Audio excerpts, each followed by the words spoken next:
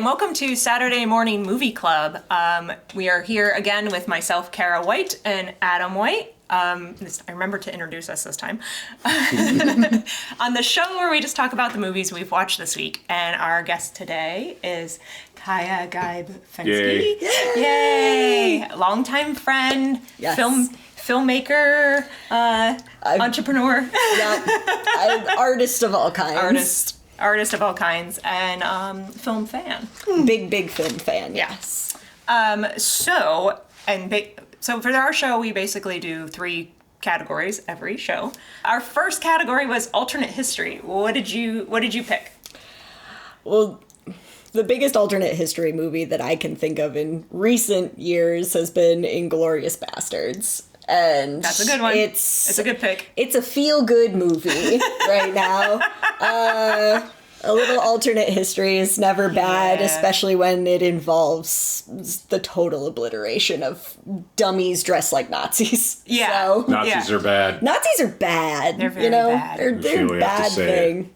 Nazis are bad kids. That was the theme of our summer movie series was this year. Nazis are bad. Awesome. So we'll continue that into the fall. Oh God, please let it stop. Yeah, please. Oh God. I love that movie. How does it comfort you? Why? Well, it's not a comforting movie. It's just an alternate history movie. Oh, yeah. It is. It's an alternate history, but it does comfort me that at least there are people out there. Quentin Tarantino's shying Lily. He's I'm going to be coy about things. He did that with the Hollywood one too. Yeah. Yeah, that's true. That's also an alternate history one. Yeah, for sure. Exactly. Yeah. I would have loved to have seen what Brad Pitt could do to Charles Manson, but They're making another one. Oh, really? With Pitt's character that Tarantino wrote and handed it off. I can't remember who's directing it. Figure that out. That'd be cool. It's they directed Fight Club. Fincher. Oh, David Fincher. Tarantino wrote it. Fincher's directing it. Oh, okay. That would be interesting. I will watch that. Yeah, I'll watch that. The mind boggles. I will watch that. I did hear. Oh boy, what's the podcast you listen to with Mankiewicz? The Plot Thickens. No, the other one. The one that interviewed, they had Eli Roth on. Talking Pictures. Talking Pictures. Okay. Have you heard of this one? I have not. No. It's good. I do like Mankiewicz. Yeah. I love he's a family favorite. My dad's a big TCM stan, Yes, as the children say. Yeah. We have our Turner classes. He has enough sarcasm to him. He knows what he's talking about, and he will make you feel a little dumb. And I don't mind that at all. I mean, not drinking the mic. Yeah. So on one of the episodes Adam shared with me was Eli Roth was the guest, and he was talking about Inglourious Basterds. And I can't remember the actor he's one of the 2 at the end in the theater. Okay. And he's like, if you had the chance to shoot Hitler, would you? And he's like, no. And he's like, I would shoot him a lot. And so that's where that was born with the where he's just shooting him a lot in the face. This is good. So I was like, yeah. But that is one of my favorite films, including I didn't realize how much I copied of it from when we did The Resistance, our short film. I did a short, I think we talked about this on another episode. I did a short film about the women spies from World War II. And watching Inglourious Basterds again, I'm like, oh. It just lives in my head. Channeling it. Was it like a mix of Inglourious Basterds and Death Proof? It was all ladies and the actors did the same thing. Yeah. You cast it, and then the actors went off and watched Inglourious Basterds on their own. I think that was one I recommended for them for inspiration. I think it was that and Casablanca and a couple other ones. Good. But speaking of Death Proof, that popped into my head last night because we did a double feature of From Dusk Till Dawn and Sinners. And From Dusk Till Dawn opens, I've seen that movie a million times. Oh, I love it. And Quentin Tarantino puts his leg out the window in the open, and I'm like, it's like Death Proof where you, I was like, this must be a thing. Explain this. Explain. Do you think maybe Quentin Tarantino has a thing for feet? No, I don't want His own? What? No, who would do that? Who would put that in a movie? I I don't know what you're talking about. No. Bob Rodriguez goes, fine. Okay. Robert. Yeah. Let me stick my leg out the window. Let me do this. Come on. Come on. Which he pointed out in the credits. Let me put Salma Hayek's foot in my mouth. Yeah. And Salma Hayek should have gotten paid a whole lot more for that movie just because of that think so scene. too. That's like an Whatever she got OnlyFans paid, thing that she should get she more get more. for. Yeah, it's over, and I just feel everybody should slow clap. Yep. Yeah, Like, damn. oh, yeah, like There's an awakening there where you're just like, okay, I understand that some feelings are happening. They're confusing. But There's a lot happening. I have confusing feelings right now. there's good, there's bad. I don't know what to do with this. I watched. Selma, we need you as a guest. Please. We have questions. Lots of questions, which we just rewatched. We didn't. It doesn't. I don't know if it technically counts as a movie we've watched this week, but we watched the beginning of Desperado until we couldn't stay up anymore. But basically, I was like, I don't remember why I watched the two it. most beautiful people ever, Antonio and Selma in their 20s. Like, really? So is Desperado, I mean, I have to get all of my Rodriguez, movies straight. Desperado is pre or post El Mariachi? Post. Post. Yeah. Okay. That's when he started getting money. Okay, good. Yeah. Yeah. Well, that's when they could give Antonio money because he was an actual mariachi, and I appreciate that. Out of and again, Robert Rodriguez is great because he just hires the most real-looking people he can find. Like he gave Danny Trejo some of his biggest breaks, and it's just like, you look like you've been in prison, and it's like, well, I have, Yeah. so Real tats. we're good. Yeah. It's all authentic. Truly. And that's what I miss. I miss about character actors. Yes. And everybody just looks too nice now, and I'm just like, man, give me an Edward James Olmos or a I don't know if you get those like anymore. Danny Trejo, a Buscemi any day. I don't know if you get any of those. You don't get them in music anymore. No, Like, God, no. You look at a band like the Cars, like a most innocuous 80s pop. Yeah. Right. And all of them look like auto mechanics. Oh, they look like somebody's uncle. Yeah, it's no good. I'm around records all day long, and I look at them and I'm just like, man, some lady You guys are getting laid? really You into guys. this guy. Like somebody really, really wanted It to was have Paulina Portskova. She's a supermodel, and she was dating Rick Ocasek from the Cars. Like, what? Are the Did you lights look off? at him? Yeah. Or, Maybe he's very nice I'm sure. sure. He has to and be charming. He could be very And And this is really, the, really rich.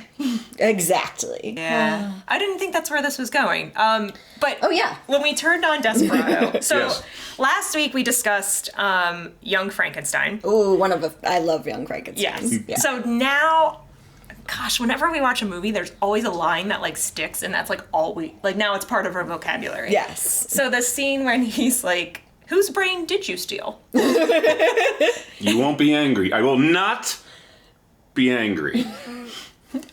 When he goes, that's our new thing to say now. I think I said it to the ticket gal for United on the way back from Los Angeles. What did she say? I don't know. Yeah. She's like, oh, okay, you're going to be in this plane. That's underweight. Yeah. What's wrong with you, sir? I had this moment watching the beginning of Desperado, which I've seen a million times. It was one of my favorites in high school.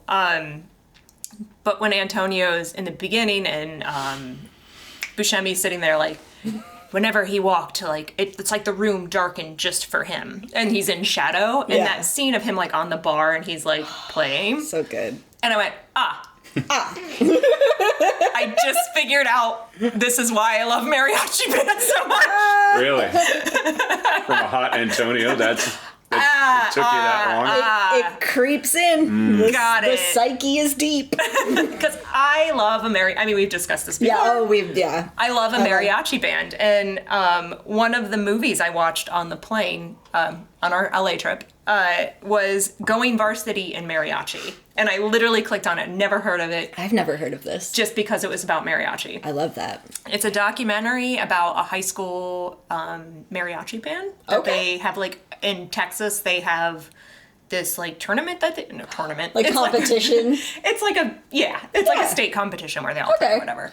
And so like lacrosse, ping pong, mariachi. Okay. And it's like a year-long thing. Like they play all, like they're practicing. Like it's a big deal. Yeah. So I was like, cool, I'm really into this.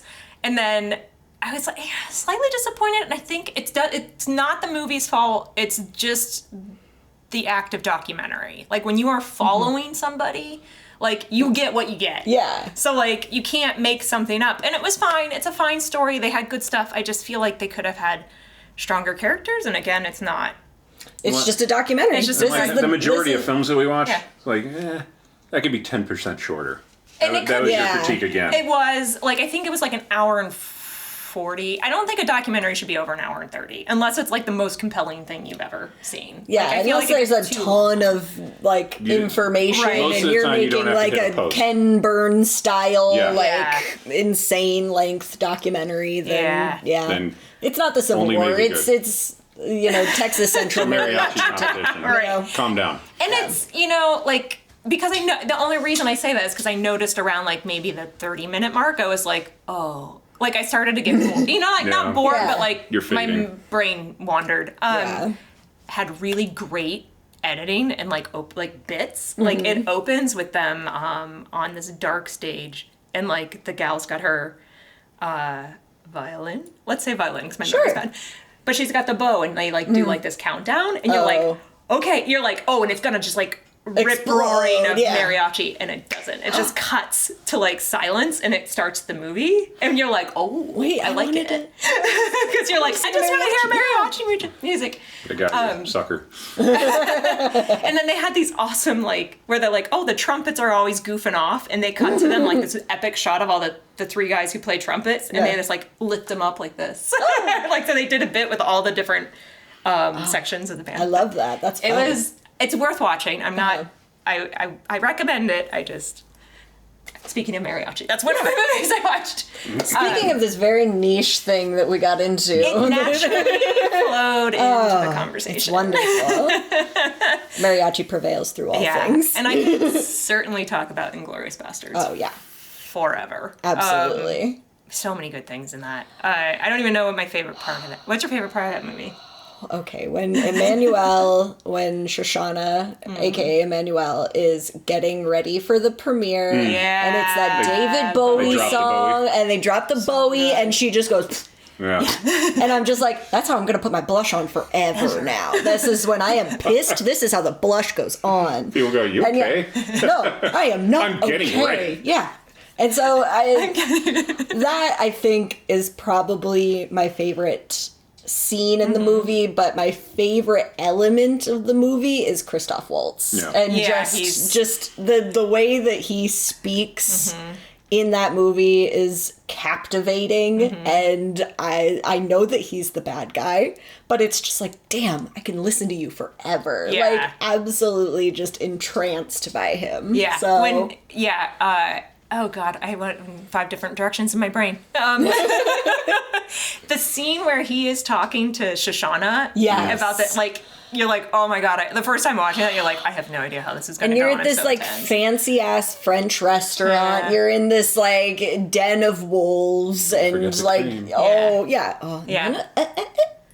the cream. And it's just like, you're just, like, again, you feel that same, like, I'm going to explode on the inside, but I cannot show any of this to these people. Yeah, it's such a great bit. I think I remember reading, like, in the script, it was that she had peed herself in that. Cause I'm sure, does, which they didn't show in the movie. It's too far, and she plays it perfectly fine when he finally leaves and the gasp on her face, but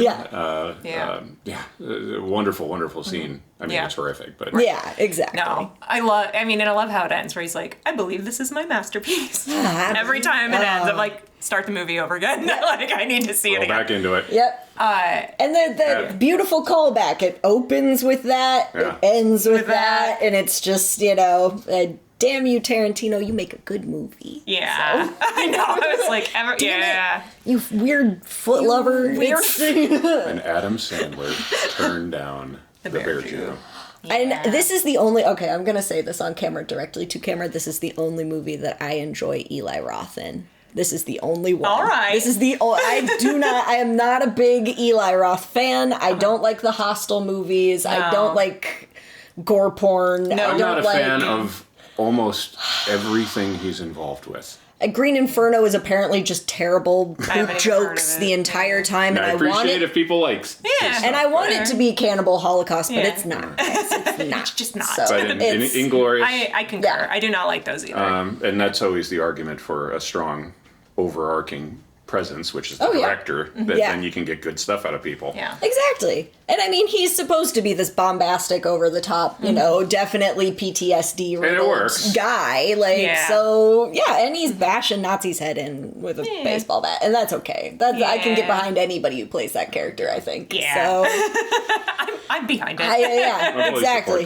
Give me Steve Buscemi in that role. Yeah. Like, as the bear Jew. Give me that. I think we're stretching. Is he Jewish? I don't know, but he's a man with range, so. I bet he could do it. He'd be great. I would watch Buscemi do anything. Exactly. Honestly. For sure. When you mentioned the blush thing, again, I'm calling back to our former episode, because we just talked about Young Frankenstein, and when she's like, brushing her hair. I'm like, that's how I want to brush my hair every night. Battle him in the Republic. So funny. Well, you watch her; she's not coming close. She'd brain herself. Oh yeah, I mean, she gets it a little. she flicks her hair outwards. It's bouncy enough hair. It's floofy. It gets it. So, I mean, again, I want to keep talking about other stuff, but I'm going to move on in the interest of time, and I realized that I didn't check the clock when we started. The alternate history we picked, I was picking Inglourious Bastards, and then I said Back to the Future. Okay. There you go. No, that is like the quintessential alternate history. Yeah. It's a fake history, but it's alternate history for him. Timeline, And just recently, the reason that you picked it and it was on your brain. I'll hold up the actual DVD set because I have it. Was because when we were out in Pasadena, we went by Doc Brown's house. Ooh. Yeah. If you watch the video we posted, you can see it. Nice. Watch that video. Yeah. That was a suggestion of Maddie, who was like, hey, Doc Brown's house is like 7 minutes from here. Can we go there? We're like, we go. Absolutely. Yeah. So rewatch that, and because I like Back to the Future. I know people love Back to the Future. Yeah. Yeah, What? they do. But what? I don't have that same affinity. Like, I like it, but I am not like gaga or like. But in watching it again, which it's been a little while since I've watched it in entirety, because if it's on TV, you watch a little bit. It's on, bits and pieces. But like. Marty McFly is very aggressive with his girlfriend in the beginning. Truly, yeah. I'm like, easy. Get a little grabby. Yeah. The elevator pitch to this movie is, Steven, join me at camera 2. How did they possibly get this by? And it's like, and wait for it. His mom wants to bang him. Oh. Yeah. So how much money can we have? Like, what? How did you possibly... The plot... Oh, and nobody's in it but TV actors. Yeah. That makes sense. There is a... what was Christopher Lloyd doing before that? I feel like... Taxi? Yeah. Because, I mean, I think he was in Clue... Wait, I gotta look this up. Yeah. I mean, this came out... I think It's not like Clue made him a movie star. Clue and... correct me if I'm wrong, Internet, but I believe... Clue and Back to the Future came out the same year in 1985. Oh, okay. Because good year. Yeah. Oh my God, everything. What a great year. That was 40 years ago, and everything good came out that year. That was a solid year. It was an epic. I don't know, year 99. Yeah, that's a pretty good one 99 too. had some pretty amazing movies. That's pretty good too. And we had to deal with Jar Jar Binks, but there was a lot that came. There's a lot that came. A big sampling. Not everything's a winner. But some things are winners in our hearts. Yes, I am not. I like Back to the Future. Yeah. I just do not have the same love and affection. I share that opinion as well. I was a little too young to hit the Back to the Future craze when it was at its peak in '85. It was couple years before I was born, so that was solidly the Gen X round. Oh, yeah, no. And we were having this conversation about it while we were rewatching it, and they've done it over and time again. They did it in A Million Ways to Die in the West and all that. It's like all you need are those little chimes at the beginning of the soundtrack, and you know exactly. And it's primal for people my age. And Alan Silverstreet did the score. Yeah. Who did The Avengers, and The Avengers doesn't have that one phrase that everybody gets really primal about. Just like you play that one bong for Top Gun, and people knows exactly what you're doing. Oh yeah. And I think it's Back to the Future benefited from people really in their wheelhouse at that time, from director, producer, the score, everybody, because they were watching it, not just the score, but I found it a particular masterclass at blocking on how they do all of their scenes, because a lot of their scenes are oneers. That there isn't any coverage and all that, but how they are changing their positions and their blocking was very indicative of very good directors back in the 80s. And aside from being able to make a charming, hilarious comedy that's sci-fi about incest. And getting your parents to sleep with each other. And your dad is Crispin Glover. Oh my God, Crispin Glover! I'm so sorry, but you two didn't make amazing that. In that movie. I do enjoy Crispin. He's great in that. And again, in a giant movie, huge, one of those watershed kind of movies for the 80s, and it's a weirdo and another weirdo and all these weirdo looking people. And it's just like Christopher Lloyd's a weird looking guy, Crispin Glover's a weird looking guy. And it's just that, like, the character of everything is just like, okay, I can see myself in, Marty McFly. You could see your girlfriend in, Right. It's people they feel more like people that you would actually see. Yeah, exactly. Like, they made it today, it'd be like, Marty would be like Austin Henry Cavill. Butler. Right, or like some Timothy Chalamet. Don't say that. Don't say that. I don't want it. I don't like all these pretty people. No, I don't like them. They had pretty people back then. Right. Exactly. I feel like they knew how to use them better. It's like they didn't cast them in a way that you would like. And this we just talked about this the other day, and I know you guys haven't been watching the new Jurassic Parks. No. But they're too pretty, dang it. No. You didn't watch the one with the three, like Jeff Goldblum and Samuel and no. Not even for the fact that they were in it. You guys didn't watch we didn't even watch that for the nostalgia bait. No. I kind of forget. Yeah. So we watched up until the first Chris Pratt movie. Okay. We watched that. Yeah. And then we were just like, out. This is garbage. Yeah. And it's just nostalgia bait, and they're not doing anything fun with real dinosaurs or science. Right. And I was just completely off the table at that point. Because I need the dinosaurs to be real dinosaurs, and I need the science to be or at just least watch fake. Godzilla. Right, yeah. I will. I'll watch Godzilla all day, every day. I'll watch a Godzilla. But our Godzillas are on our set. They're over there. I love them. When you guys do just an entire series of Godzilla, I'd call dibs. Okay. I'd call absolute dibs on that. Adam is a Godzilla fan. No. I will moderate. I have not seen them all. We're going black and white for the first one then. Oh, absolutely. We'll do a special Godzilla episode. Yay. I like that. Okay. But bringing up those movies, which are not good, there's in one of them they have a pilot, a cargo pilot that they have cast. Oh my God. And she is like the most gorgeous creature. But she's like in like the cool like cargo pants and coat and like. Does she have a crop top? Yeah, she has a crop top. She's posing for a Sears catalog. She looks amazing. You're like, this woman. You need to update that reference. No. Sears still exists. Does it? It does still exist. Does it? Yeah, does it? Which Back to the Future is all in the JCPenney. Right. Oh, yeah. JCPenney's in my head. But yeah, I mean, like this character, you're like, like I want to follow her into everything. Yeah. Like she seems awesome. It is so out of place for this movie, where you're like, what? Excuse you? What? Who is this person? Exactly, and it's nonsense producers nodding, going, "Yeah, that's good." Yeah. Oh yeah, no, like, definitely. Or like when they put like a example when they put Ruby Rose in The Meg. And I was just like, and she's supposed to be like, I'm the one who designed all of this. And I was just like, I mean, You look like a DJ. And I don't think that this is anti-feminist. I don't think that what I'm about to... you just don't look like that. You don't look like you can... like. I'll go on the National Science Foundation's website. You don't have time for both. Find her. You do not have time to do both. Yeah, you're either gorgeous or you're science. All of this time that is taken up by getting your neck tattooed should be going to research. And I don't... Maybe she's reading while it's happening. It's true. And I'm not to say that, beautiful people can't be smart. It's just, it's so people jarring in movies when it's like... It takes you out a little. Yeah. I'm just like, that's not a real person. Yeah. And I feel like, is that like a... Well, no, because now I'm going too deep. I was like, is that like a thing, like... It's a spreadsheet.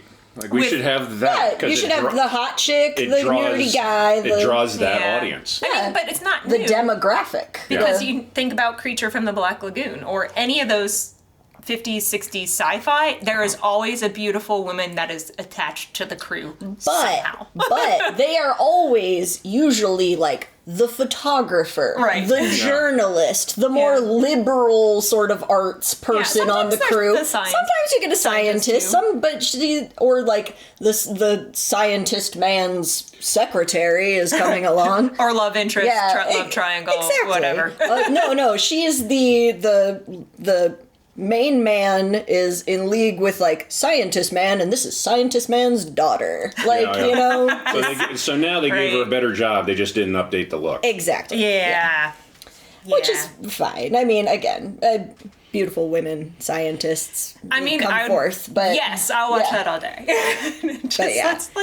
Let's but no more Megan Foxes doing this. No. Like, give me a woman with at least a little character. Like, a wrinkle is fine. Just one. Just there one, should be like, a flaw right in there somewhere. Yeah, somewhere. Furrowing a brow. Writing grants. Well, and that's okay. Writing grants. You've got Ellie. She seems like a real human. Yeah, she is played by Laura Dern, who has a very distinct face that does not need any plastic surgery and does not like fit all of those gorgeous. Like golden ratio proportions, and it's just like, God, I can believe you're a paleobotanist. Like, absolutely, tell me more about the leaves. Please, tell me about West African lilac. Like,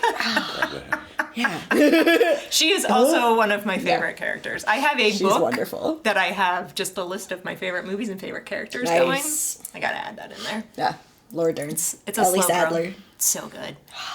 All right, I'm going to move on to our next one. What's your movie? So our second category is a movie with a supernatural element, which I know can be a lot of things. So I'm really curious what you picked. I picked, this one is, again, just a huge favorite. Problematic favorite, I will admit, it's Rosemary's Baby. I love Rosemary's Baby. Yeah. I love it because you don't know if there's a supernatural element to it. It could just be them. They could just be fucking with her the entire time. That is a good movie. It is so good. That is like the litany of all the podcasts. Like, they'll do real things, real storylines, and that'd be like one of them. Like, probably not. Maybe fucking with them. You don't know. But you don't know. I love that. And it gets better upon every rewatch. Yeah. Because every time that I watch it, I notice a new thing that nosy old lady does that I'm just like, oh, she's just getting information from her. Like, she's just like gathering things. Like, in that movie. Minnie Castevet. I want to be Minnie Castevet when I grow up. I want to just be the nosy old lady who's like, oh, my moose, you gotta eat it. Strive. You can do that now. I can. You can do that. You can do it now. Have you guys watched Weapons yet? No, we have not. Everyone keeps asking. Then I won't. I also want to be Gladys, but I'll let you guys discover. Did you like it? Oh, I loved it. Okay. It was great. All right. It was a wonderful. It is a to watch for us. Everyone keeps asking. It's a great. It's one of those movies where it comes through like in different narratives through different plots that all come to a head at one point, and you feel very satisfied when that point is there, and then from then on, it's just wild. it's just so silly. I see. I don't even know what it's about. I know there's kids in it. Yes. I haven't really even seen a trailer. I'll give you the barest. It's a little spooky witchcraft story. Ooh, I like a witchcraft story. It's very fun. Yeah. And again, it's very much like a Rosemary's Baby, where it's just like this deceitful kind of like over the top character is trying to bring you in and like normalize things that shouldn't be normalized and like, gaslight you. There's a lot of that. It's interesting. It's really very interesting. Yeah. And I think that, again, Rosemary's Baby, I know that Roman Polanski is a monster. I understand that. He is a terrible, terrible person, and he has fled to Europe where we can't get him. There's a long conversation of the art versus the artist. We talk about this a lot, because yes, there are things that I really like, and then you're like, wait, who made that? Oh, crap. Yeah. So I try not to think about it and just enjoy the art for itself. Exactly. And like, yeah, Roman Polanski directed it, but like think about everybody, like everybody made it. Yeah, it's massive. So it's like that one guy. It's like, yes, it's the one person at the top does not represent the whole of the movie. Right. It's not, Mia Farrow for sure definitely deserves a lot. She is in every single scene. She is in, I didn't realize. Yeah. She is in the entirety of the movie. There are maybe 3 or 4 scenes where you do not see her directly, but you see it. She got the morning off. You see it from her point of view too. Yeah. Because there's that scene where you see her husband Guy is sitting on the bed and he's in a phone call and she's like in the living room and you just see the hallway and his back like hunched over. He's sitting on the bed. He's having like you hear half of a conversation and then he comes back and he's just like,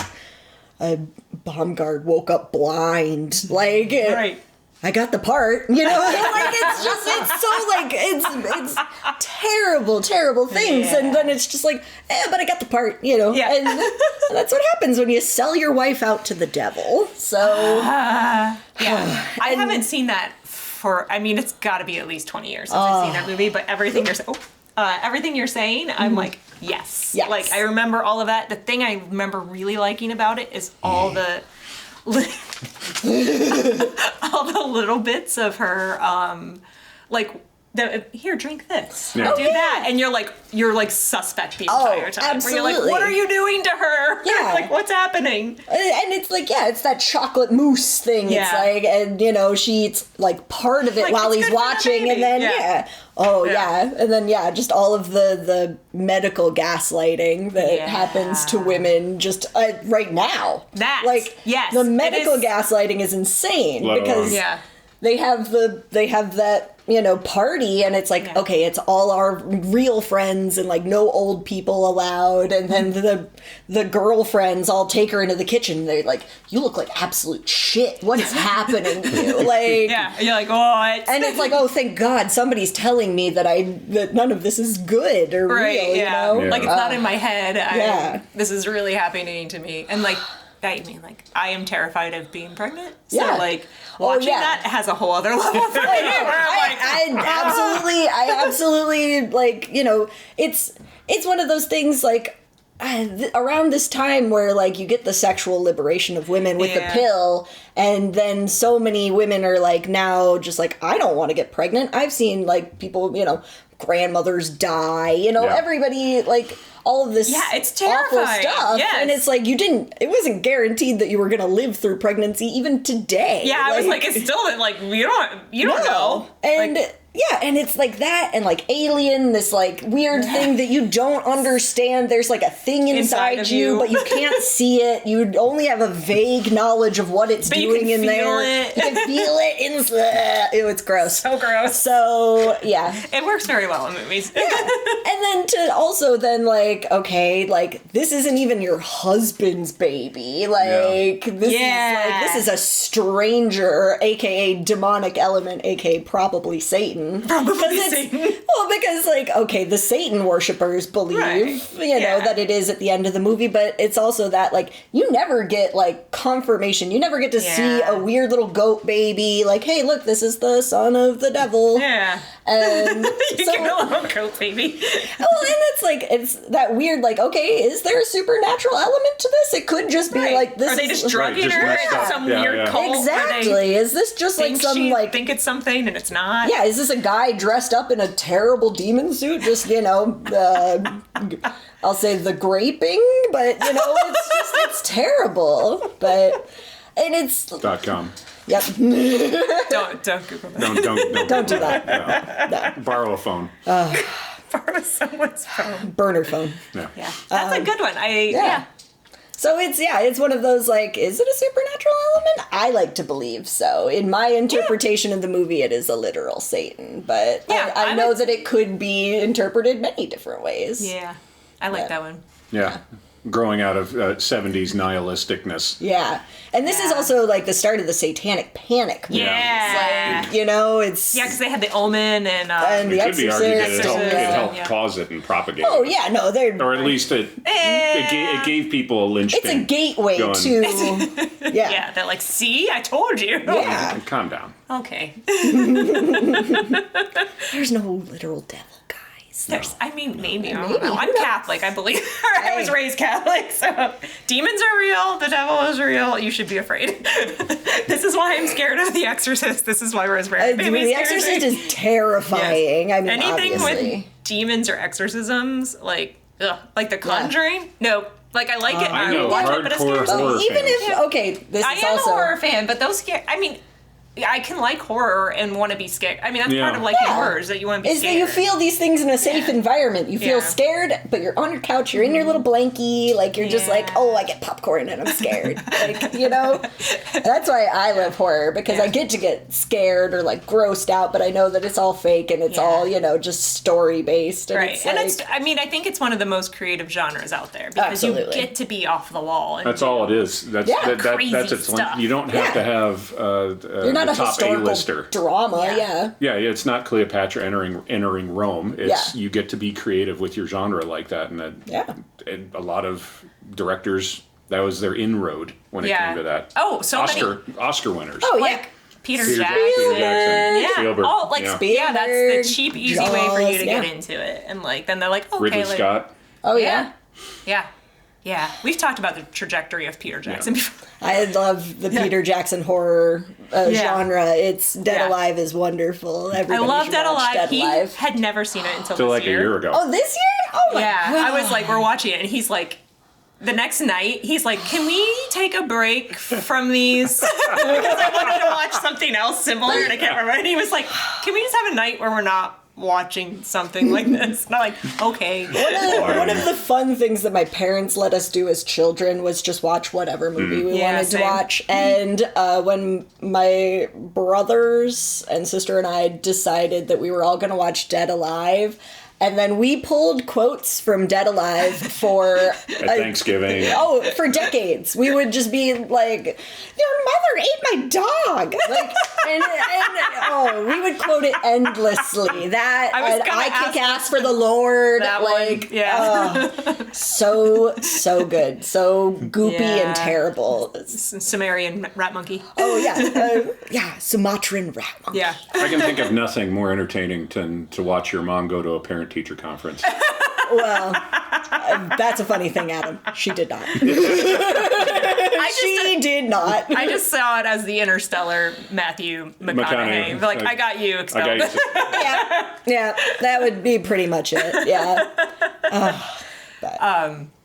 Yeah, where were we? I don't remember anymore. We were talking about Rosemary's Baby. I was like, see, this is the problem. It's like, I'm going to just keep going down different rabbit holes.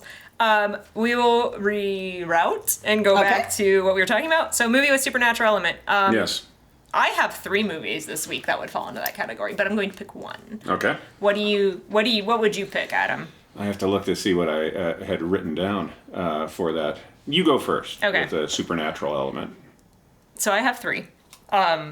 I watched K-pop Demon Hunters, which was really good. Yes, it's really good. We were recently at Buckeye Lake with my family, and they had rented a house for my brother's birthday because it's around 4th of July. I won't out my brother's birthday, but we had just a little lake house with 10 of us crammed into it, and my niece, who is 8, was like, oh, they have Netflix. I'm going to make you all watch K-pop Demon Hunter. And, like, we all got into it. We were just like, this is great. Yeah. Like, yeah.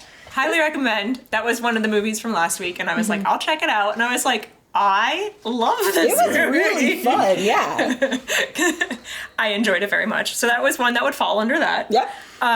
From Dusk Till Dawn. Yes. And because we did the double feature, and Sinners, which, by the way, so good. Pairing Dusk Till Dawn. Okay, so for those of you who know, but like, there's the element of Sinners where the second we were in the theaters, I'm like, we're doing Dusk Till Dawn. Yeah. Like, because it's like two criminal brothers, and now they're going to fight vampires. So I was like, oh, we should do back-to-back on that. Yeah. So watching them back-to-back kind of connects really well. Oh, that's great. Because the ending scene of Dusk Till Dawn is, you know, bright light of day, and they're all covered in blood, and it's Kate and Seth, who are played by George Clooney and Juliette Lewis, are like, oh, man, we just follow these vampires, and it's done, and like, blah, blah. Yeah. And you roll into Sinners, and the opening scene is... Bright Sunshine. I can't remember the character's name. Sammy? Sammy, the The guitarist. young kid goes to the church. He rolls up because it starts at the beginning, or starts at the end. Yes. And I was like, oh, this actually works really well smashed together, because you're like, oh, they're both coming out of this horrible situation.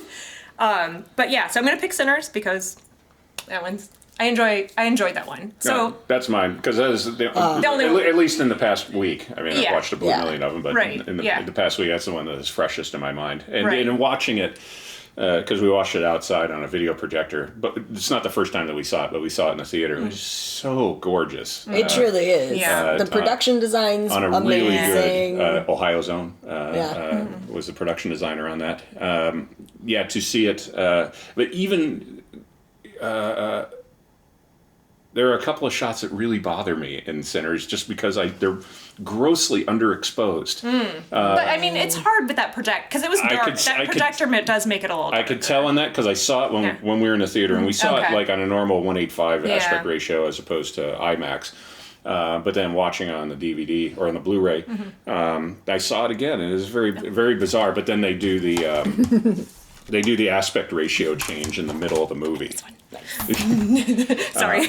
It was very apparent when we were watching on the screen, so that I don't think was in our theater. So I don't remember seeing an aspect ratio I don't think they could Yeah. In the theater that we were in. But to see it in an IMAX theater, that when it's go time and the vampires bust into it, so the whole thing goes until... it's been out long enough, no spoilers. Until the lead vampire is killed, and then it goes back to 1:8:5. Right, but then it's weird because it's like cutting back and forth between like their memories. So like some of them that 1:8:5, and then like they're like, so it just keeps cutting back and forth, which is odd. Okay. I hadn't noticed that, but like when the sky gets big and he's like fire tornadoing out into the sky, it's like it is a larger image. Seeing a second time around, seeing in the theater, just sort of like drying your eyes out, like I don't know what's going to happen, and just drinking in the culture and the music and what was happening. So seeing it for the second time, you can see what was being set up and what the payoffs are. So it was actually, I found it more enjoyable the second time around to be able to see it like that. Yeah, that's a good point. I think, and I've said this to you before, there are several movies that you can feel it. And this has it. Like there's the scene when they're all driving, the sun is setting and they're all driving out to like the barn. Through the cotton. Yeah. Like you feel the summer, like hot to cool, you know, like that summer evening feel air. Like there are certain movies that just can capture that. And I love that bit because of that. Poltergeist is another one that makes me feel it very much feel the summer. But the scene where the supernatural element, vampires are supernatural. But the bit with this one that I love is the lore of that it's like, like if you play the music perfect and right enough, you will summon the devil. Yes. And I was like... The magic element of the music itself. Right. It's such a good setup. Yeah. Like, I know we're just watching a vampire movie, but like the setup is, I'm like, that's pretty good. Come on, that's good. I just blanked what I was going to say. Well, and the rumor and innuendo that, like at the very beginning of the first third of the movie, when the Native Americans are chasing him. Oh my God, I want to watch that. Yeah. That is the rumor that there is one in development within the confines of the Sinners universe. I want the 90s smoke or stacker. I want the 90s version of all of this. With Haley Steinfeld. I'd watch that too. Oh, I'd watch that. Yeah, in a minute. With all those Coogie sweaters. Yeah. Oh yeah, I love those. I love those blocks. Yeah. Oh my gosh, I must be tired. I can't remember what I was going to say. I love a good Native American story, so I'm like, do the vampire one. Oh, yeah. Really good. And that scene is amazing, because it's where he's like, walks up and he's like, crap. And he's like, well, good luck to you. Yeah. We have to get out. We have to go indoors. Bye. Sorry, you racist people. Peace, racists. I hope you make it. I hope you make it. Not really. Yeah. And they all like roll up on horses and stuff. I'm like, oh. And again, going back to Inglourious Bastards, the sweet, sweet ending of Sinners makes me very happy every time. But it's also very bittersweet. Yeah. Because, he's going back to the family. It's so good. It's so good. Here's my only issue with that movie. Fuck the KKK. Fuck those guys. Fuck those guys. Fuck those guys. Hashtag. So the brothers who are both played by Michael Jordan. Michael B. Jordan. Thank you. I was going to say P, and I'm like, that's wrong. I'm like, you know that. Calm down, internet. Those two characters are so I love any characters where they allude to that they had a war record. Yeah. Oh yeah. When they're just like, oh, you were a soldier, and then you're like, I perked up a little, and I'm like, and are they keep calling him Soldier Boy, and I'm like, is this a thing, or were you actually a soldier? Yeah. And then he's World War I. We dragged you across the world, and then dragged you through Chicago, and I love thinking about the backstory. Yeah. Oh, yeah. Because it wasn't until he's like, when we were in the German trenches, and I'm like, and then they they reveal more with the weapons and stuff. Yeah. But I love that for character, and so here's my problem with this movie. Please. Is you go through the whole thing and you get to the end, and he's like, I got something I gotta do. You go. Yeah. And he gets all ready for the KKK guys to show up because they're coming to kill him. And I know it serves the story, but I hate that guy went out that way. I hate that those guys killed him. I wish he would have died by the hands of somebody else. That frustrates me. That's fair. And Adam's like, but then you can't get him to cross to the other side and be with his You got to get him there. You just didn't like how we got there. I do not his character should not have gotten killed. He should have had a pre-existing injury that made him bleed out, and this is his last act. Right? And, he's just But it is still his last act. But it sucks that he got taken down by hillbillies. I was like, it's these just guys? these These fucking guys? Yeah, come on. That's my only critique. Yeah, I'll have to mull about because it is in service of the story. And seeing it a second time, they keep tasting it that they're going to come and they're going to kill all of you. Yeah. And then there was a line in the first time that I missed, and the guy's like, "Oh, we should go get the box." No, this isn't for the box. We don't need the box. I love that too. Yeah, that's a good tease. Box of machine guns. Yeah. And the gal's like, you don't need the box. I'm like, how's the gal know about the box? What? To be able to see it a second time. Yeah, the first time you're like, box? What's everyone talking about? What box? I didn't realize the first time watching it. I love the shot, the steady cam of the it's the daughter who leaves the shop and goes across the street to go get her to the white side. I didn't realize that's what I was like. In the first time watching, I'm like, what are we doing? And then this time I was like, oh, there's a white side of the street, black side of the street. Yeah. I was like, Jim Crow segregation. Yeah. Which is a great way. Oh, yeah. I mean, I know they brought Jim Crow up a lot. Not like they just mention it. So it's present, but that's a great cinematic way to tell that element of a story visually and let the audience be like, oh shit, everything's segregated. Okay, yeah. And then it's weird where it's you get the Asian characters as well, and you're just like, okay, how does the town react to them? But they can work both sides of the street. They can do both things. Yeah. okay, also, in the ending, this town's population is obliterated. Okay, so you've got all their work. They brought it up, and there's one of their lines like, "What are we going to go home and all the town's gone? What's the value?" Right. It's like, like the entirety of the town is like either a vampire or just like a bloody puddle on the floor. And then you have the white people of the town. All of the dudes in the white section of the town are also now gone. But they're just corpses in a, dust pile. So, and that's good. But and that's good. And that's good. But then, like, the aftermath of this is like, okay, and then you have one survivor that you know of, and it's this kid who goes into his dad's church, and those are the only people left in this town, essentially. Like, they have no knowledge. Yeah, zero, they're like, and they're just like, what happened He just shows up covered in blood in the morning. The churchgoers would not have gone to a juke joint. Is that what's being said here? Well, that's the title of the movie, is Sinners. Like, they are the sinners. So do they get what they deserve by getting eaten by vampires? For the love of music? Are they like the bikers in Dusk Till Dawn? Hey, see, another connection. And I was like, also connection that I was Tom like, Savini didn't deserve that. I know. Oh, poor sex machine. Poor sex machine.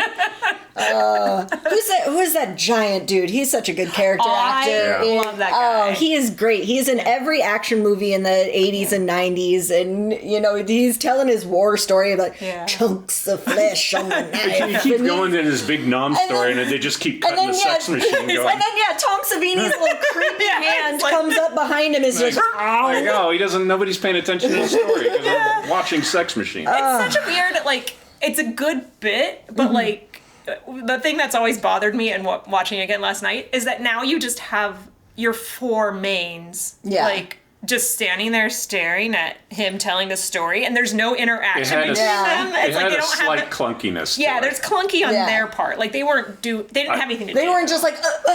Well, and I felt like they just ignored it because they knew they were going to cross-cut the sex machine, but but by the visual trope, you're like, okay, who are we cutting to? Because it's not this. Right. It's like, that's the only clunky part of that whole thing. But they had the element of, like, in Sinners, they have a preacher. Yep. And they have a preacher in Dusk Till Dawn. Yep. I was like, okay, making all these connections now. Sinners is wonderful. Yeah. It's a great movie. Scene where they tear through the veil with the music. Oh, The second they showed, like, the Parliament Funkadelica, I was like, hell Is it Bootsy? Is it? I think so. Good. Yeah. And oh my God, like all of that. And that was the producer's notes, was that needed to be cut. Yeah. And that doesn't make any sense. Like, have you read the script? Yeah. Well, and it's like, no, but we have a poster. I understand it's like you guys want to make a straight vampire movie, but like having this mysticism all ripped out, like it's the reason the movie's even happening. And it's how the vampire is getting called to him. And how you have the wife of Smoke or the wife of the the voodoo gal. I was like, loved her character's her. Cool she too. was great. And it's just like, okay, this is again taking from like the Caribbean, West African traditions of all of this, where it is very spiritual and they have ghosts and I like that she thought, I can't remember what it was, but she thought it was something else, and then she's like, oh no, fuck, it's this is much worse. This is way worse. Yeah, I missed what she said. I can't remember what the thing she said. But they do a hard cut from like, okay, these white folks are just weird to this is fucking vampires. Yeah. Like, it was a hard transition. Like, and that was kind of where I think that was the only clunky part in the movie that I really acknowledged, was just like, okay, we're just trying to like get these weirdo white folks out of our party. Like, no, it's that. Oh no. Yeah. And I mean, ultimately, I do side with the vampires in some sympathetic way, because I'm like, I understand the Irish plight. Like, I understand, their movement for freedom. Other people that got fucked. Yeah, the first slaves in America were the Irish, so it's awful, and they understand the black people's perspective, but they also are trying to eat them. But that's how they get them to relate to each other. Exactly. That's how they get them to come out. He's like, I understand your pain. Which is a good... And he did want to just bring that entire community into the vampire fold. And so is he trying to create like a new vampire empire? Is he just trying to like build a family, a community? Where have you been for hundreds of years that now this is the moment? Yeah. He does say a line where he wants Sammy because he can take him home. Yeah. And I'm like, but commune with the ancestors. Yeah, I was like, you would go somewhere, or like they come here? I think it's more like I can relate and you can go to by living so long, you're that much removed. How I took it, that you're so removed from. Which is this like a Brad Pitt to Tom Cruise? Like, you have to bring me into the new world and teach me these new things, like so I can relate. Yeah, I would, and to your point that it seemed like it came out of nowhere, because like there's the scene in the clan cabin, like you get that very early on, and then you do not see anything until Haley is outside. Yes. And like, oh right, I forgot there's vampire nonsense happening. And like there isn't any little taste in between. Like it just turns into the smokestack show of we're trying to get a show in a barn going. I love that part. I love I would have watched the entire historical drama of this. You just get invested. Sans vampire. Yeah, exactly. I would have been, You're not left waiting. No. Yeah. Which is also how Dusk Dawn is structured. Yeah. Oh yeah. We had somebody over last night watching both of them who had never seen either of them. Oh, what a delight. And she was like, wow. In each case, I didn't know that's how that was going to be transitioned. She's like, I did not expect any of this. I mean, there is a hard turn in Dusk Till Dawn where it goes from that bank robber kidnapping movie to just straight vampires. So, there's not even an allusion to vampires beforehand. This is one of the reasons I love this movie. Yeah. So when I was a kid, when I was in high school, my brother is like 8 years older than I am. And like he's in college, but he would come home every day with a VHS rental. Like he rented movies all the time, and it was always like an independent, things you'd never heard of. So he brought this. He comes in with a VHS, and it says "From Dusk Till Dawn," and I'm like, ooh, Quentin Tarantino's in it. I like him, and I was like, can I watch it with you? And he's like, yeah, right, whatever. Sure. No idea anything about this movie. Yeah. Put it in, and when you get to the part where he he gets stabbed and the knife's on the table and it's green. And I remember first time watching it, I'm like, am I missing? So like I was like, what is like my brain couldn't compute what it was. Yeah. And then like she turns into a vampire and I was like, what the hell are we watching? I loved it so much. But that's one of my film watching moments that like I had no clue, and I was just like blown away. It was and the I was 90s like, independent, and anything could happen. And it was the 90s independent. Like it's edited in a different way. Like it's had all these new elements that you hadn't seen before, and like all like you're just it's not this gothic romantic vampire movie. It's not a Dracula. It's not an Interview with the Vampire. Yeah. New voices. Oh man, is Interview with the Vampire pre or post Dusk Till Dawn? Because I think it's 95 is Interview with the Vampire. Sorry, everyone. This is great content. Let me look up a date. Let me see what the distribution date was. I also have a good story about Interview with the Vampire. When that came out, my brother went to see it in the theater, and I was not old enough to go yet, and they wouldn't let me in. So we would not. No, because I was like, wait, did I go with Megan? I think I went with my sister. And she was also underage. So we bought tickets to another movie and snuck into that one. And like just like hid in the sunk in the seats, like, oh my god, here comes the usher who's probably our age. Like I was like, you gotta get yourself. God, there is no information on here. Oh well, I think it's 93, if I'm remembering correctly. Yeah, but it would have been something that was rentable. We'll put it up as a graphic. Yes. It says they're both wrong. Yeah. I also have a funny theater story about from Interview with the Vampire. Nice. It is so it was 1995. I was 5 years old. My parents took me to see it. Because they wanted to go see it, and they didn't want to get a babysitter, and they're like, whatever, she'll watch it. And they told me that they got the most dirty looks from everyone in the theater for bringing a 5-year-old to go see Interview with the Vampire. I mean, there's a kid in it. There is a dust. Yeah, there's a kid in it. There's a kid in it. It's they would just be like, it's art. you know, they were very open-minded in their parenting style of it's art. Like Interview with a Vampire, 1994. Dusk Till Dawn, 96. Oh, okay. So okay. So that leads credence to your theory of we have done the gothic, lovely ruffles and candles thing. Yeah, romantic vampires versus just like, you know...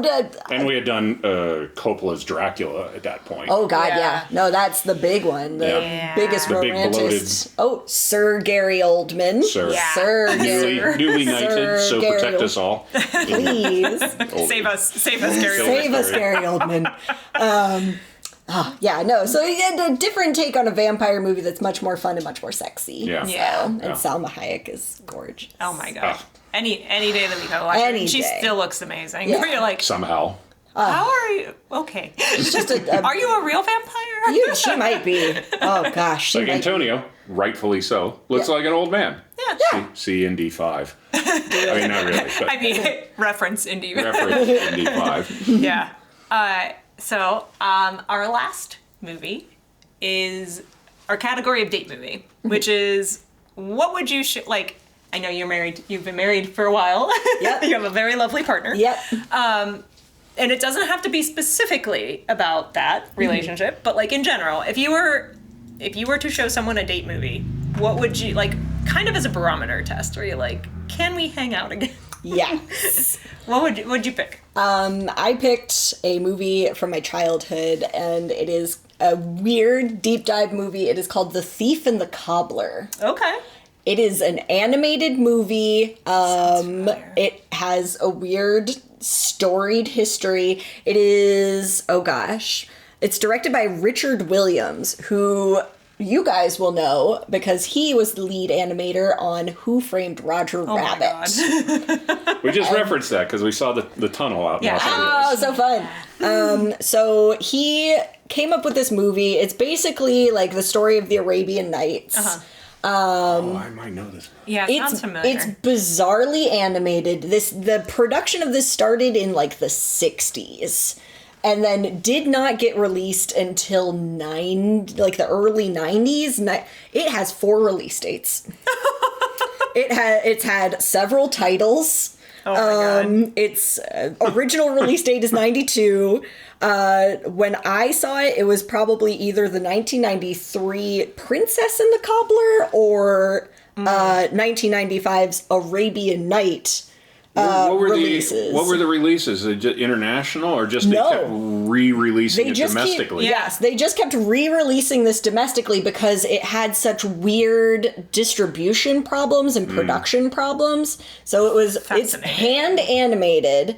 It is gorgeous. But then the original story is supposed to be very, like, a pretty serious fantasy, but then couldn't sell that way, so they had to Disney-fy it. Yeah. And it very much looks like it. I just was scrolling through photos. And this is around, like, when Aladdin was coming out. Yeah. And it looks a lot like that, yeah. And so there were a lot of, like, weird rights issues with Disney, and then a couple years after Aladdin came out, is when I think they got it for Arabian Night, which is Miramax distributed it, and Miramax was owned by Disney at that point. So it is insane.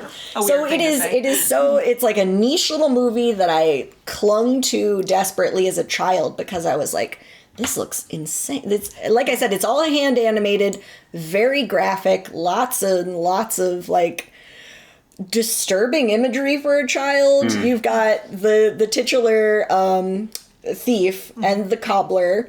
The cobbler is played by Matthew Broderick in the version that is readily available. Okay.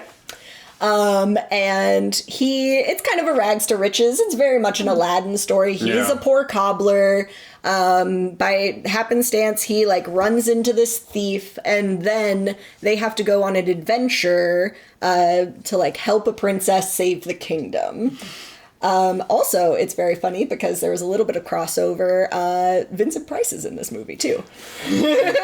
That's awesome. He plays the Grand Vizier Zigzag, who is bright blue. It's a great name. And his shoes, like, when he walks, they, like, fold out like party, like, Those- like- yeah, that is an on-point outfit. Oh, it's wonderful. So this is a hauling it out first date barometer movie. Yes, this is if you can tolerate me at explaining the thief and the cobbler and its history, and then also being able to, it's almost like if Ralph Bakshi wanted to make like a true children's movie, like where there wasn't like blood and tits. But so that's never happening. No, but it feels that way. The animation style is so bizarre. Somebody's really trying. Yeah, somebody's really, really, really trying. The backgrounds are all like hand painted, so elaborate, so like wonderfully like artistically rendered. Yeah. And then there's supposed to be, just an ongoing story about like a hero's journey essentially. Yeah.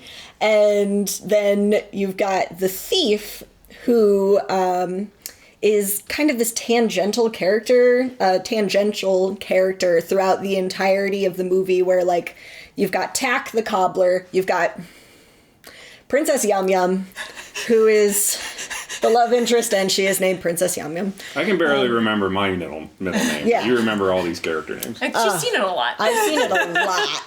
And so it's...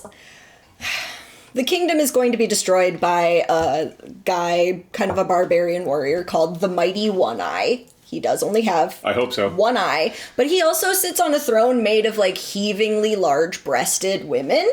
That is... The throne is the women. Throne is women, and they all have one eye too, and they all have giant. They all have one eye. They all have one eye. This entire army has one eye. And there's like a terrible robot crab monster. It's the war machine that they use to like kill everybody. And amazing. And so they, they're sent. Princess Yum Yum, has to save the kingdom. Is Yum Yum her first name or her last name? It's a good question. Is it a title? Ooh. Like before Maybe. she became princess, she's just Leslie. Yeah. Princess Snack Time. Just now she transcends. Yeah, she gets exactly. I have obtained the rank of Yum Yum.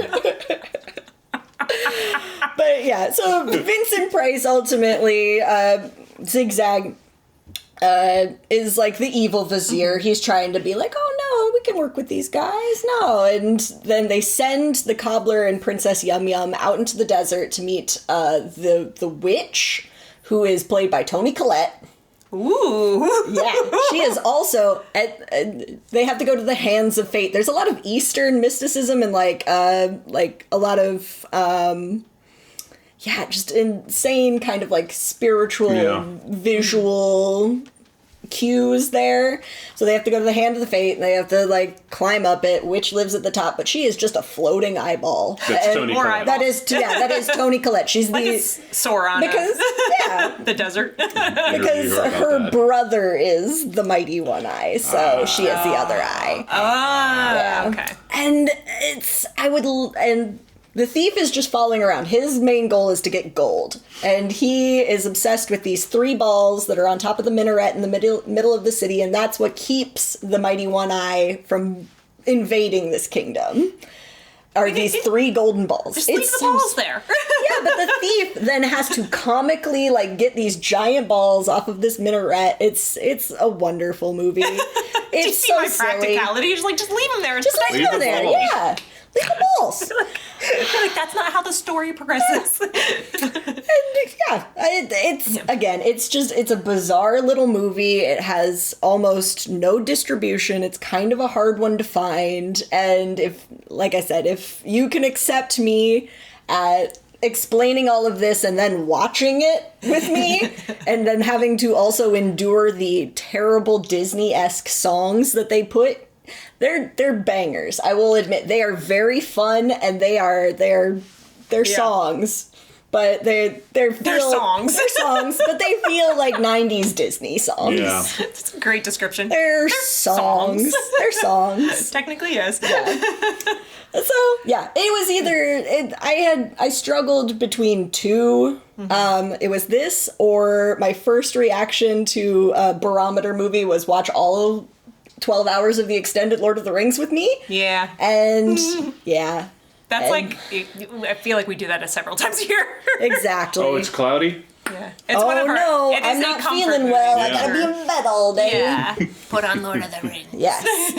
I need to watch a horse make out with Viggo Mortensen. Oh, I need it. I need it. It makes me feel better. So yeah, I guess, yeah. Those two are the big ones where the Lord of the Rings, it's like, if you're gonna watch 12 hours of this with me, and my partner is a patient and wonderful human being and did not understand the depth of my obsession when we first got together, and has very patiently accepted this, that every New Year's Day it's going to be me 12 hours. And 12 hours in front of this TV. Yeah. So it's, and bless them, they've absorbed some stuff, and it's great. They understand my references for the most part now, and it's the DNA of the house. Exactly. You can't keep it out. Yeah. And there have been movies that we've exchanged with each other where it's just like, this is our love language. Yeah. This is how, I'm going to show you this and you're going to understand me a little better. Yeah. And you'll understand my weird, messed up childhood and finding this bizarre movie that's like nobody else knows about, and I sound like an absolute lunatic when I try to describe it. Everybody's like, what are you talking about? Yeah. Yeah. And then there's Lord of the Rings. Yeah. So luckily he likes it, and I can watch it as much as I want. But it becomes, so like when we watch Star Trek, because I don't understand all of Star Trek, he has to pause and explain to me the reference. This is a familiar feeling, yes. Do the same with the Lord of the Rings with him. Yep. Where I'll be like, oh, this is the, and he's like, oh, okay. Offshoot, have you watched War of the Rohirrim yet? No, not yet. No. It's good. Yeah. It's bleak, but it's good. But it's good. But it's good. I concur with the Lord of the Rings. Yes. So I'm going to just take a moment. So on our next show will be your partner. Yeah. Drew Fenske will be joining us. And I asked him the same question. So it's going to be interesting to see the back and forth. But because of that, I'm only going to have one of us go for this episode about the date movie. Oh, okay. Do you Are you wanna, looking at me because I'm going to go? Do you want to go, or do you want me to go? Okay. I mean, it's not really as exotic as what you just described. Yeah. That's a pretty good one. But I would say a fair barometer is to see the movie Alien. Okay. To see, I mean, there's a lot going on with the film, if you haven't seen it. Spoilers. There's an alien. It's a story of a cat. Jonesy. A woman and her cat. A smart woman and her cat trying to make everybody listen to her. No one listens to her and everyone does. No, everybody dies because they didn't listen to a smart woman. But by and large, it is. It's not very dated, aside from everyone smoking in space. That's about the most dated thing in the entire film. Top to bottom, the characters were just referenced by their last name, and not in the screenplay like, athletic woman or anything else that they would normally write in. It's just Ripley, and it could be anybody. Ripley was supposed to be a dude originally. So until Ridley Scott got a hold of it and said, we're going to do that, and then suddenly we're, turning the page on Hollywood on what it meant to be a female lead in a movie. But basically, we all get hero. Yeah, I saw. Everybody wants to be Ripley. Everybody wants to be Ripley. So the hell with everybody. And as we progressed in our film industry careers, it's really just a freighter full of freelancers arguing about better rates. Exactly. Which I'm not going to move any of this stuff until I get talk about bonuses. We'll talk about bonuses. Yaphet Kotto is a man awesome. of the people. Yeah. I love Yaphet Kotto and Harry Dean Stanton, and I love those. They're space truckers. They're space warehouse workers. Yeah. They're the most blue collar of space employees. I don't even freighter workers maybe that are hauling out there. Maybe it's similar to that now.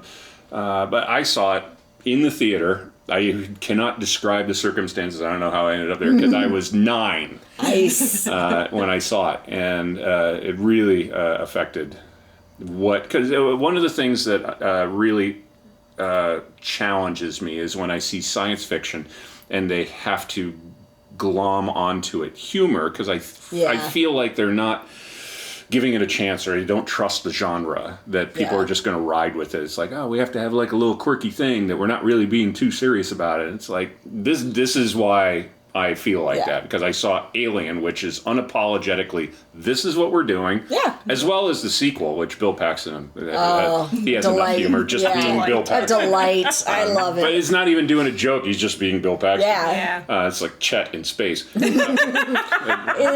children, it's Kyle's. Bill Paxton is just a Kyle in space. For the children. For the children. You reference back when you haven't watched movies from 1986.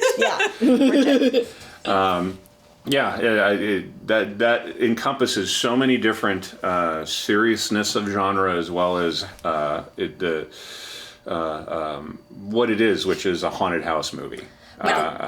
It's like the true realism of a haunted house, though. It's like you are stuck inside with a psychopathic murderer that its only instinct is to kill and eat and produce, and it's Jaws. It's Jaws in space. Me too, and I was like, it's CR2. It's Duel. It's the it's Jaws in space. Unsold force. Yes. That everybody has to work against. But it's not goofy, and that's and it's not goofy. But you have those chuckle parts. You have the Yaphet Kottas, the Harry Dean Stantons being like, I'm just goofing around here, but it's not a bit. No, that would be like what a real person would do in that situation. Yeah. And obviously, if they were better scientists, they would not have let this thing in. But we have to have a movie somehow. It's not like, oh God, what was the Quarantine Covenant? And credits. Yeah. And Alien Covenant made me so mad because they went onto that planet without. It was the one with Danny McBride. Oh, right. And it was. Say that out loud again. Wait, what? And they all went down onto that alien planet with no suits on, and they are just huffing parasites. Yeah, you all should drop dead the second you open the door. But how often does Star Trek do it? Star Trek did it all the time. That's what they made fun of it in Galaxy Quest. Oh, he sticks his Is head there out. air? Is there even air out? Smells okay to me. Thanks, Tony Shalhoub. I love. Are you high? Stoner Tony Shalhoub in Galaxy Quest. The best Star Trek movie ever made. I ain't getting on that ship straight. Oh, ooh. But I think the Alien is a good barometer test, and I think it is a good date movie because then you get the jump scare. Oh no! Yeah. Oh, I have to cling to you. Oh no! She's touching. Oh. But it's also one that you can absorb pretty easily too. You're not I think it's very straightforward. Yeah, you're not thinking about it too much. You're not confused by what's happening. It's not like jumping into the FX series and they make some reference, and again, like Star Trek, have to pause. Okay, this is Weyland-Yutani. Let's go back. Let's talk about Mr. Weyland and Mr. Yutani, and let's talk about Charlize Ian Theron Holm, took him into space so he can find Michael Fassbender made out with himself, and everybody home. What? What are you talking about? Don't watch Prometheus. Prometheus sucks. I think you have to. I think it's true. You have to, but it's you want to get to Wrathacon, you got to watch Star Trek 1. Which I fell asleep in. V'ger. Okay, but okay. To Star Trek 1's Star Trek The Motion Pictures credit, they love models. Yes. They love their models. They love the beauty shots of all of the models. We got a motion control camera. Everyone, hunker down. This is new technology. We're watching that Klingon battle cruiser go by for 15 minutes. And it's going to be beautiful. I did not fall asleep towards the end. Yeah. But I think... But even the set, that hexagonal absolutely. Pillar set that you get to even get to V'ger is just they're walking around in the fog for a solid 10 minutes. Directed by the same guy who did West Side Story. Oh, yeah. Oh, not Spielberg. I keep forgetting that even exists. It wasn't his fault. They didn't have a script until it was done shooting. But you do not get one for the other. So you have to go through that. Oh. But you find the alien is in such a place in your heart that you're like, I have to share this with whoever. This is a straightforward, and also it could be people that it's like, I'm not a sci-fi person. It's like, I don't know if this is even sci-fi. Yeah, this is straight horror. This is. Yeah, it is straight horror. Without it being torture porn. No, and it's not gore. It's true terror. Yeah. You barely see that xenomorph. And then it's like just like full of acid. So if you and if you hurt hit it, it's gonna like leak through and pull a hole in the ship. Unstoppable force. Exactly. Yeah. And you have to just deal with whatever you like. Just be alive. Just try to be alive at the end of this. Yeah. One of the first final girls. Oh yeah. Did you know that they're trying to digitally re-add Sigourney Weaver's pubic hair to the 4K restoration? I just saw that go by this morning. They erased all of it. They edited it out because they couldn't. Why? Is everyone that bored? Yeah, because what are we going to use AI for? You got. I think this is an important thing. Please pay an artist to add in Sigourney Weaver's bush hair. Please pay a real living artist. Please. Don't use AI. Don't use AI. Pay an artist, just like you did in the for the first use that instead of something important, which is to redo Return of the Jedi with AI. Yeah.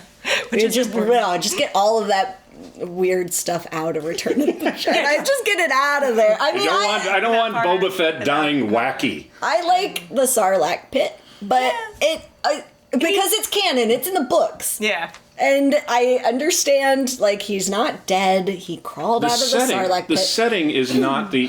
I hope we bring that scene up every one of these episodes. The setting is not the evil. It is just how it was accomplished, which...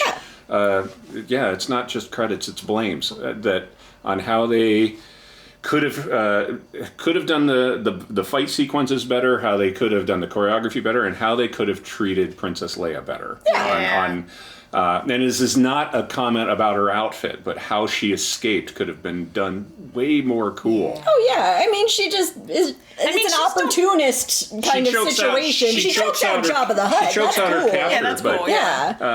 But she could have been more involved in battle. And they could, because she is a warrior. Like she's A princess, B a diplomat, and C she kicks ass. And it's this movie that they reveal. So they could have tipped their hand that she's a Force user, that she actually... Oh, yeah. I keep forgetting about they pop Leia in that movie. Force. They reveal it, so why not give it a little... Let's show when she's reaching for a blaster, flavor. the blaster moves a little bit. Yep. Like, what was that? Wait, go back. I don't care about Luke anymore. But the midichlorians, oh... Fake world. Decades before world. Driving into the ditch happened. Yeah. This has been awesome. Before I wrap up, I'm just going to throw another thing out there. Please. One of my supernatural element movies was going to be Barbie. Nice. We watched that yes. No, I enjoy that. Yeah, it's like, okay, that's some voodoo. Yeah. That is. Because he's like, so you just roller skate through like Venice Beach or in LA? Now you're in Barbie Land? It is accepted top to bottom that voodoo exists. Like, Wait, what? Wait, what do you mean? That's a parallel dimension. Yeah. Yeah. Everybody's into it. Is there a G.I. Joe parallel dimension? Explain yourself. There's definitely some sort of other Hasbro portal. Yeah. And I mean, okay, so in that vein, do the Transformers films and the Barbie movie live in the same universe? There was that awful Battleship movie with Rihanna. There was, and they've got all of those G.I. Joe movies with The Rock. Yeah. I forgot about those. Yeah. And so, does that live in the same Barbie universe? The Hasbro extended universe? Yeah. There's portals everywhere. Am I confusing this with Mattel? Doesn't matter. I don't know. I don't care. Either way, 80s toys, they're all toys. Yeah, they're all toys. I don't know who made what. But that is a fun supernatural element to that. I like that. I was like, that qualifies. Because weird doll It's beyond thing. The natural. Yeah. She's an animated Barbie. Or like animated as Yeah. Yeah. It was my second time watching it, and this time I was like, I caught a lot more, and I was like, I like that all the layers of things that they're doing. Because the first time through, you're like, oh, this is fun, it's funny, whatever, and then you're like, oh. as doing something. As a millennial Easter egg, all of the daughter of America Ferrera, all of her friends are named after Bratz dolls. And really? Yes. It's like Jasmine and like whatever the Bratz dolls were. Like I was a little too old for them, but my sister had a lot of them, and we were just like, and I was just like, oh, they did that because they're all snarky. Yeah, because they're all snarky and shitty, and it was like, the Bratz doll was the reaction to Barbie, where it was like, this is good. Yeah. We went to the Academy Museum, and they had a whole exhibit for that production designer. Oh my God, you guys would have loved. Did Anna Karenina, which they had. You walk around the pink and go into the Anna Karenina thing, like Imperial Russian, just opulence. I was like in a different world. Yeah, I know that people can do different things, but it is. And they're both stunning. When you're talented, you're talented. Yeah, it's just stunning work in each case awesome. for that. Mm-hmm. And they ran out of pink in Los Angeles when they were making the movie.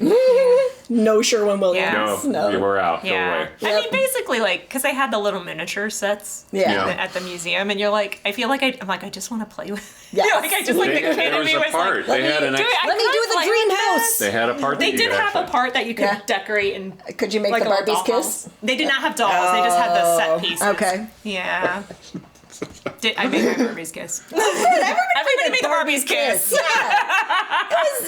Everybody made their Barbie's kiss. We didn't have a Ken doll for a long time either, so Ken was a useless accessory. That's the plot. Yeah. Oh. I had the rocker Ken though, and he came with like the silver long jacket, and he had real hair that was like long. That's cool. Yeah. I don't ever remember having a Ken. I think remember he was the Ken I had. I remember having some G.I. Joes because they were around, because they were like... They had jobs? They were just around, yeah. I remember I would take my Barbies and put them in my sister's wrestling ring because she liked WWF a lot. And I would be like, my sister would be like, get them out of my ring! And I'm like, they're too big for here anyway. So I'm like, they're both wearing spandex. Now it's glow. Like the Barbie's this big, and then like the wrestlers are like this. They're just like punting them. A monster Barbie versus Hulk Hogan. Yeah. I'd watch that. Yeah, right? And on that note, thank you for listening to Saturday Morning Movie Club, and we will be back next week with Kaya's fabulous partner, Drew Fenske, for more on... It's like a sequel to this because we're going to discuss some of the same stuff. Yeah. I mean, not all the same things, just minorly connected. Damn it.